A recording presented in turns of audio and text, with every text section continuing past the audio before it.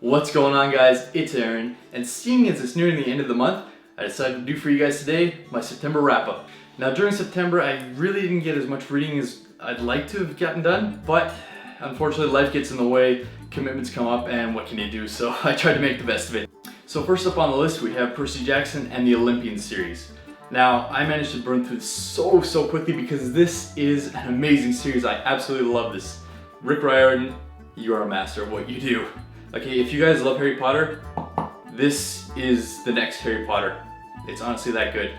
Granted, the first book in the series, The Lightning Thief, it was a little more juvenile than the rest of the books, but that's understandable. It was the first one establishing characters, places, gods, whatever. But after the first book, it was really smooth going. I really enjoyed it and I couldn't put these books down. Also, the level of research that Rick Riordan went through just for the Greek mythology in these books, it was absolutely incredible. Now in regards to the gods in these books, he could have easily just written them as all-powerful beings, whatever, but he brought them to life in a way like no other. It was really cool. He made these characters, these gods, feel like actual characters in the book. He made them feel like real people. It was just that good. And another thing I really enjoyed about this series was the relationships founded in the books. Not only the relationship between Percy and Grover, Percy and Annabeth, but also Percy and his mother. It was just so heartwarming and so... These brought up all the feelings, okay? Everything that happens in this book happens for a reason, and I'm sure you guys will love it just as much as I did. And yes, I understand that these books were targeted towards a younger audience, between 9 to 12 years old, I believe, but in these kinds of books, Rick Riordan made it very clear that age is only a number. Age knows no boundaries, okay? This is a really good series. Alrighty, so next on the list we have City of Glass, which is book 3 in the Mortal Instruments series by Cassandra Clare. Now in this book, it's a continuation of the war that Valentine is trying to bring to the Clave and trying to bring the Clave down. So if you guys haven't read this book, I'm just gonna stop you right now. There are spoilers in this part of the video, so just skip ahead until you see me holding up a different book. Alright, now you've been warned, let's continue. Okay, so in terms of war, good versus evil, the thing about that is each side, they believe they're doing the right thing. That's all war is about. Throughout history, you look at the good side, the evil side, however you perceive them, every side thinks they're doing the right thing, and what they truly believe. Valentine, he's trying to bring about a better world, the one that he thinks the way that the world should be. Now, normally in a case where, yes, there is an antagonist, if they die, normally in a book that I read, I'll feel a little bit of feelings for them and say, oh, well that kind of sucks, like they didn't really deserve to go that way. But Valentine, he seemed to be a bitter douche till the very end, and I was happy that he met his untimely demise. I mean, come on, he put a sword right through his own son. How messed up is that?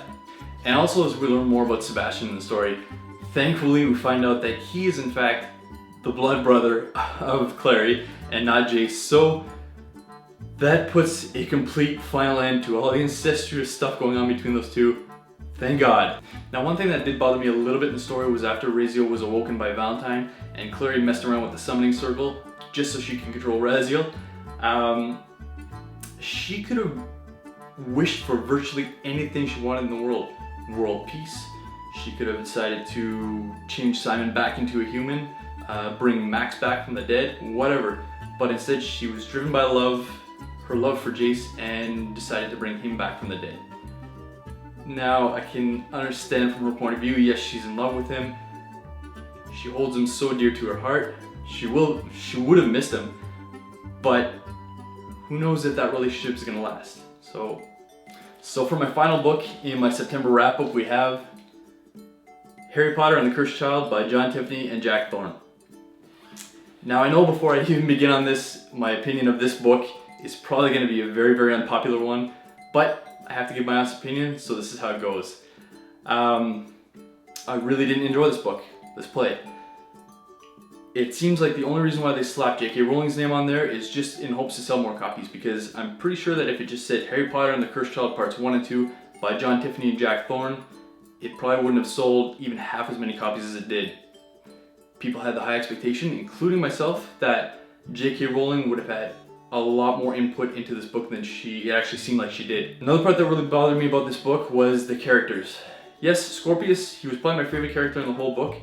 Pretty cool guy. But that's as far as it goes. Albus, he was an angsty kid, upset for absolutely no reason. He was pissed off because, ooh, my dad's Harry Potter, he's famous, boo-hoo. Yes, I understand you didn't ask for your dad to be famous, but that has no impact, no bearing whatsoever on you. Stop whining. Ugh. And even the fact that it was written in the form of a play, that didn't bother me. It was written in such a way that it seemed more like Harry Potter fan fiction than an actual Harry Potter story. And people are claiming that this is the 8th Harry Potter story. No, it's really not. The characters, yeah, they're recycled characters. There's Hermione and Ron and everybody else, but that's as far as it goes, just recycling their names. The characters, yes, they are older in this book, but they still didn't have the same feel at all as they did in the previous books. I understand they can change a little bit over the years, but still there should be some sort of resemblance between the characters now and back then. So that's my opinion on the book. I'm gonna leave it at that. Sorry if you didn't like it, but that's my opinion.